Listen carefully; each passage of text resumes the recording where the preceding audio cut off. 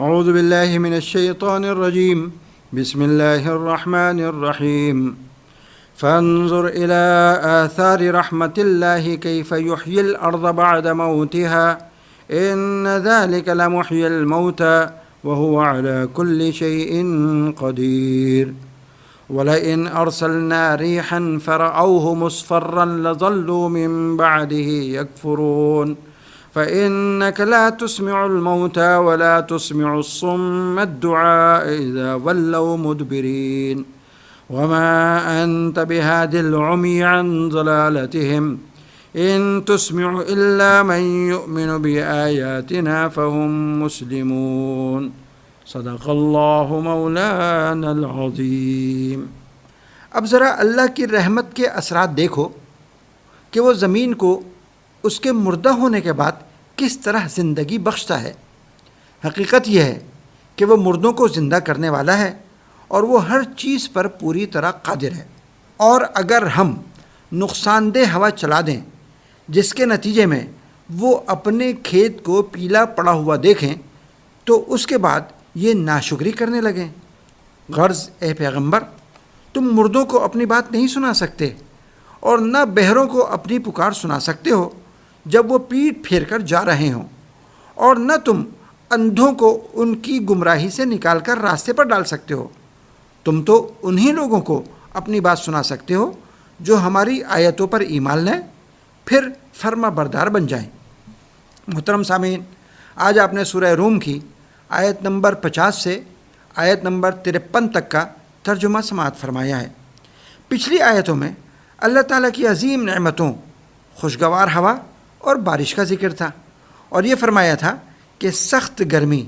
اور خشک سالی کی وجہ سے لوگ پریشان حال اور مایوس ہوتے ہیں تو اللہ پاک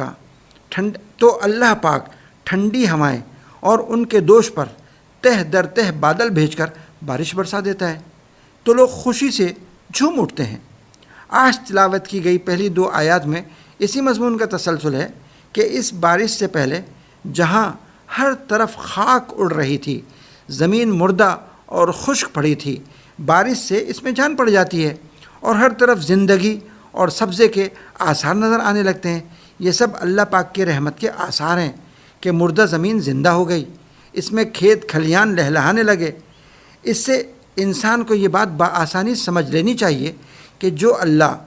مردہ زمین میں جان ڈال دیتا ہے وہ قیامت کے دن مردوں کو بھی زندہ کرنے پر قادر ہے اور وہ ہر چیز پر پوری قدرت رکھتا ہے۔ اگلی آیت میں یہ مضمون ہے کہ اللہ کی عظیم نعمت باران رحمت اور بارش آنے پر تو یہ لوگ خوشی سے جھوم اٹھتے ہیں، مگر جب ان پر کوئی آفت آتی ہے تو یہ ایسے ناشکرے، ناحق شناس، ناسپاس ہیں کہ فوراً ناشکری پر اتر آتے ہیں۔ مثلاً باران رحمت کے بعد جب ان کے کھیت اور باغات سرسبز ہو چکے ہوں، اس وقت اگر کوئی موسمی آفات آ پڑے،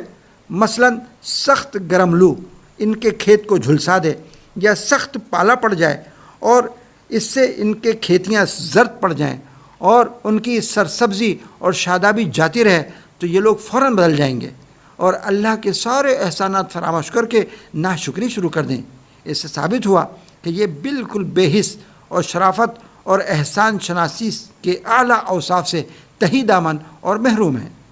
اگلی 2 آیتوں میں یہ مضمون ہے کہ جب یہ معلوم ہو گیا کہ یہ کفار بالکل بے حس ہیں، بس اے نبی آپ ان کی ہٹ دھرمی، سرکشی اور حق قبول نہ کرنے پر غمگین نہ ہو۔ آپ صرف دعوت و تبلیغ اور حق بات پہنچانے کے ذمہ دار ہیں۔ کوئی بدبخت آپ کی بات نہ مانے تو آپ کا کیا نقصان؟ آپ کی خیر خواہانہ نصیحت اور حق کی بات وہی لوگ سنیں گے اور مانیں گے جن کے دل زندہ ہیں اور وہ بات ماننے اور حق کے سامنے سر جھکانے کی اعلیٰ صفات سے آراستہ ہیں۔ اور وہ ضدی ہٹ دھرم جن کے ضمیر مردہ ہو گئے، ان میں حق قبول کرنے کی صلاحیت مر چکی ہے،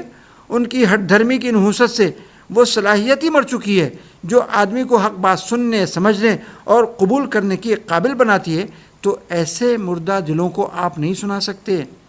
ایسے ہی ان بہروں کو بھی آپ نہیں سنا سکتے، خصوصاً جب کہ وہ پیٹ پھیر کر چل دیں اور اشارے کو بھی نہ دیکھیں۔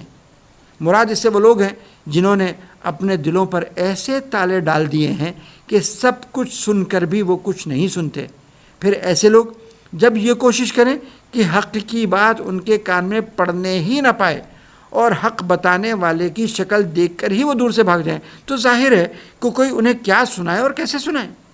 اور یہ منکرین اور کفار بھی ایسے اندھے بہروں کی طرح ہیں جو نہ حق سنتے ہیں نہ سننا چاہتے ہیں، تو ان کے ایمان نہ لانے پر کیا غم کرنا اور کیا کوڑنا۔ ایسے لوگوں کو آپ گمراہی سے نکال کر راہ راست پر نہیں لا سکتے جن کے دل کی آنکھ ہی پھوٹ گئی ہے، تو ایسے اندھوں کو سیدھا راستہ کیسے دکھایا جا سکتا ہے؟ اے نبی، آپ تو بس ایسے لوگوں کو ہی سنا سکتے ہیں اور راستہ دکھا سکتے ہیں جو ہماری آیتوں کا یقین رکھتے ہیں اور پھر وہ مانتے بھی ہیں، یعنی جنہوں نے اسلام قبول کر لیا ہے۔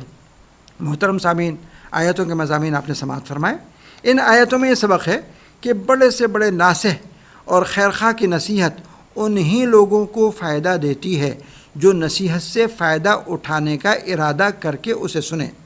جو نصیحت پر عمل کرنے کا ارادہ ہی نہ کرے بلکہ اس کے برعکس ارادہ کر لے تو اسے بڑے سے بڑے خیرخواہ کی بات بھی فائدہ نہیں پہنچا سکتی۔ لہٰذا